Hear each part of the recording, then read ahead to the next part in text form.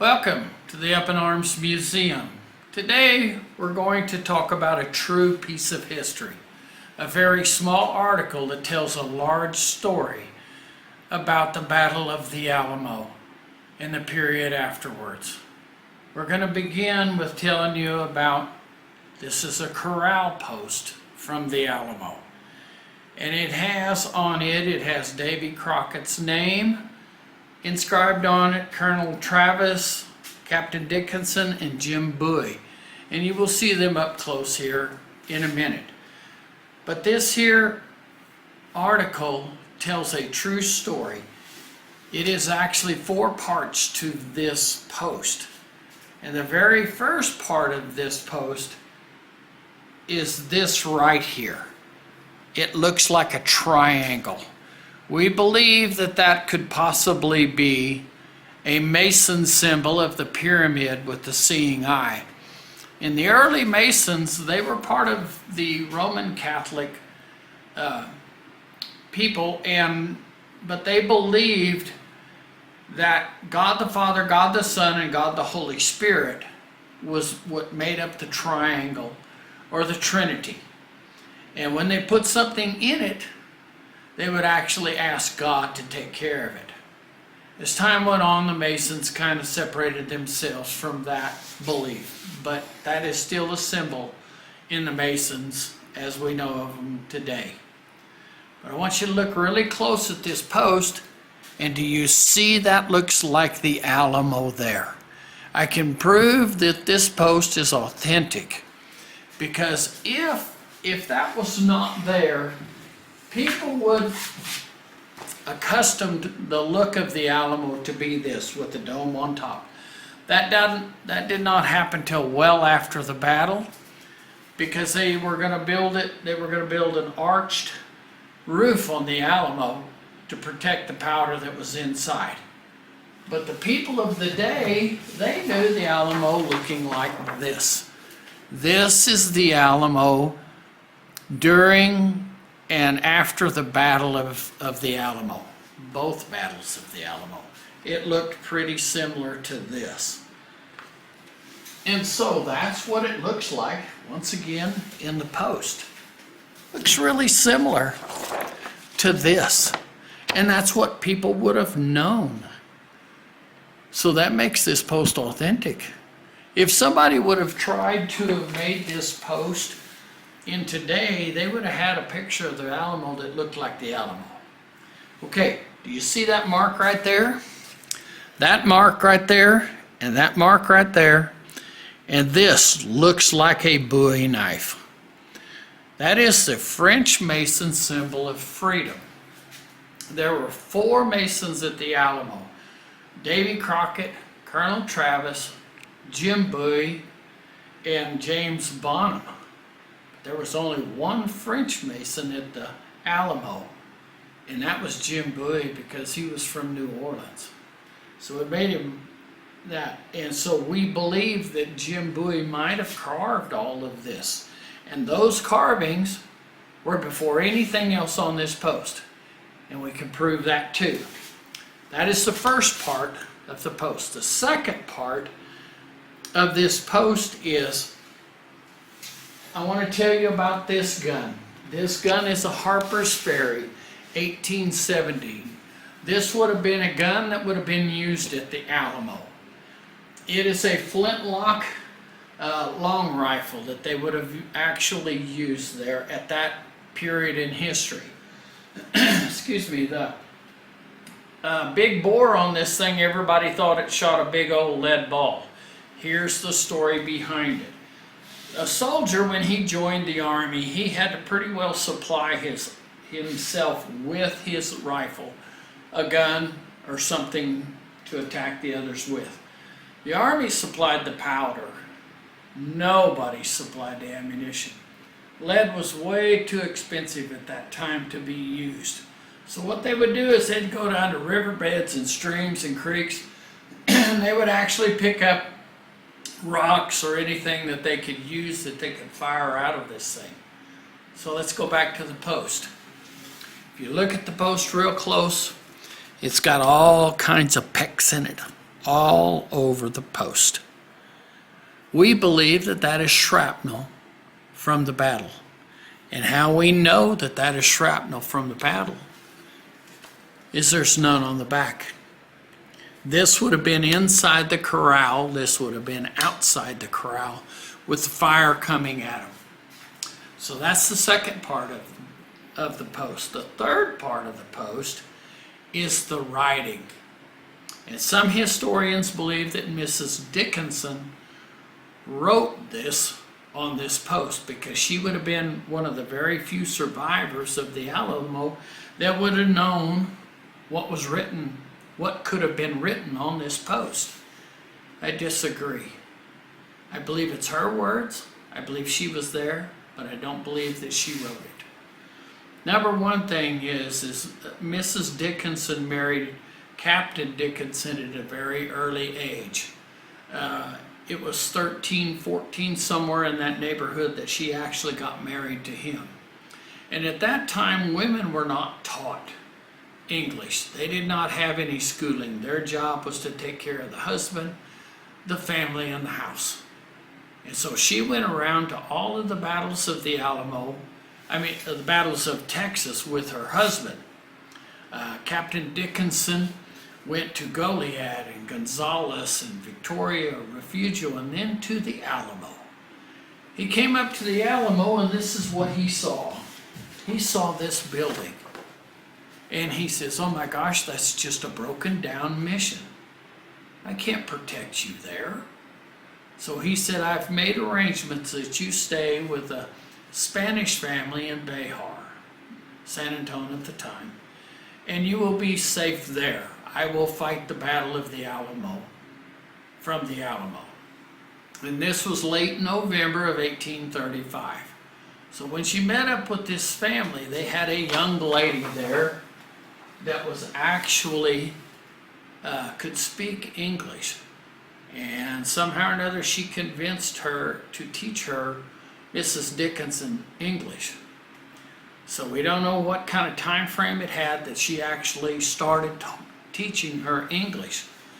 But come around January, early January of 1836, the combatants in the Alamo heard that Santa Anna was coming north with his whole army, and he was going to annihilate the revolution and burn Behar to the ground. Captain Dickinson heard about this, and he gathered up his wife and he brought her to the Alamo. He said, I can protect you better in this stone building than I can in the wooden buildings of San Antonio that they intend to burn down. So she came out here. So that was 2.5 months those two were together. I don't believe you can learn English in 2.5 months, especially writing it. You might be able to learn some words and stuff, but you won't ever be able to learn to write it that quick. So that moves on to the fact that then she moved out to the Alamo. At that time, Travis was not a person known to many people. He was a lowly soldier in the army, and the colonel that was stationed there with the army had family troubles. And he said, Travis, you're in charge until I get back. I have to go home and tend to my family problems. So he left Travis in charge. That's why him and Jim Bowie didn't see eye to eye, because Jim Bowie was already a colonel. And he thought that he had more seniority to run the battle. So they didn't agree on many things, and that was their problem there. But we don't know how much time Mrs. Dickinson had to be with Travis. But I have documentation, I have newspaper articles, and I have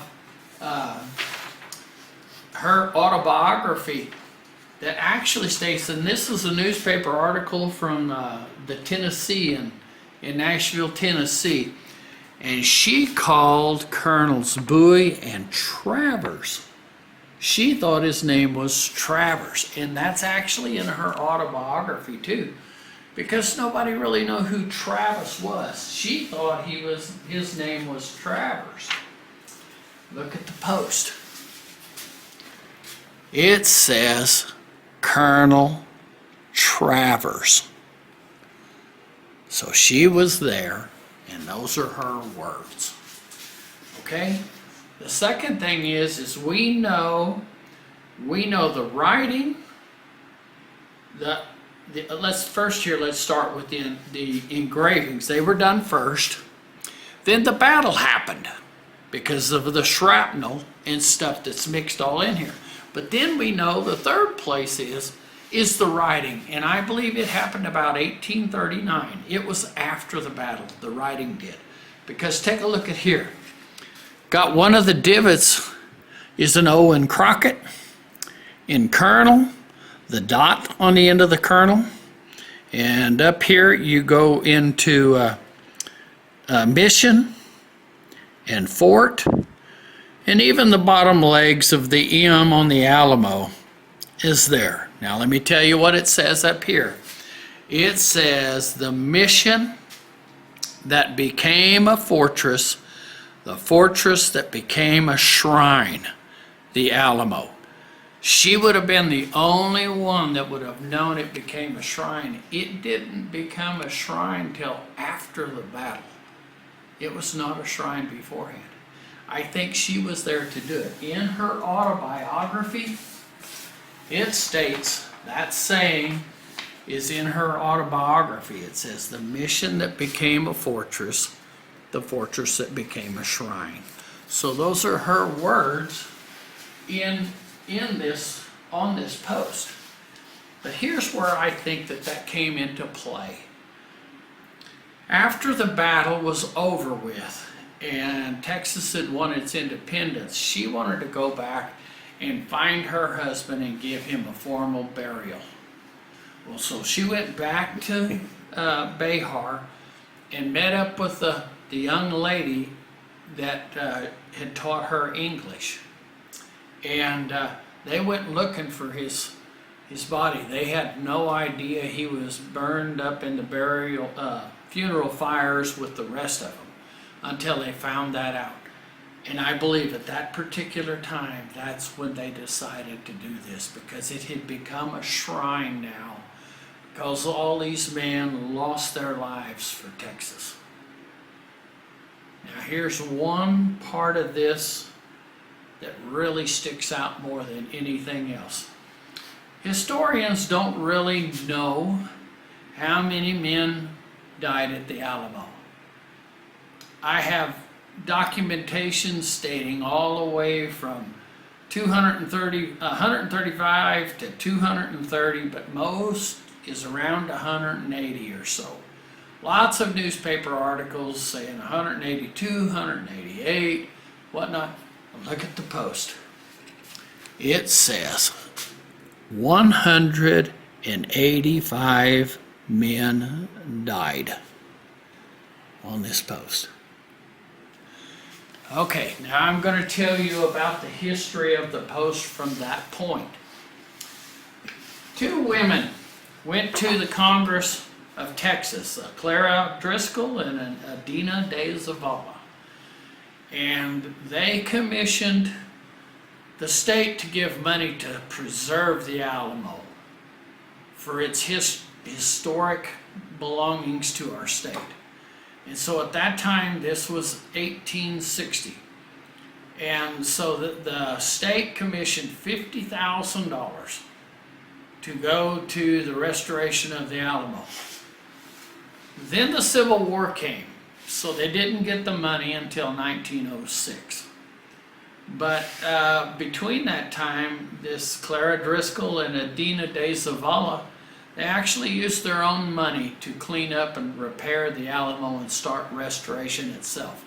They would sell off cannonballs that they found, or even guns and knives and anything they could find that was part of the Alamo. Maybe even bricks that fell off the Alamo. They would sell whatever they could as memorabilia to the Alamo for money to actually do this. Well, in 1905, President Colquitt, Governor Colquitt, he actually wanted to donate some money to the cause. And so he donated $1,000 out of his own pocket. They went to this post in the Alamo in the corral and they cut it off. And they gave it to him for his donation. He kept it in his family for a while till 1976, when it was actually put up for auction again for more restoration to the Alamo. And it was sold at that auction, and I have this paper, it was sold at that auction for $2,500 to an unknown buyer, and it disappeared till I showed up with it.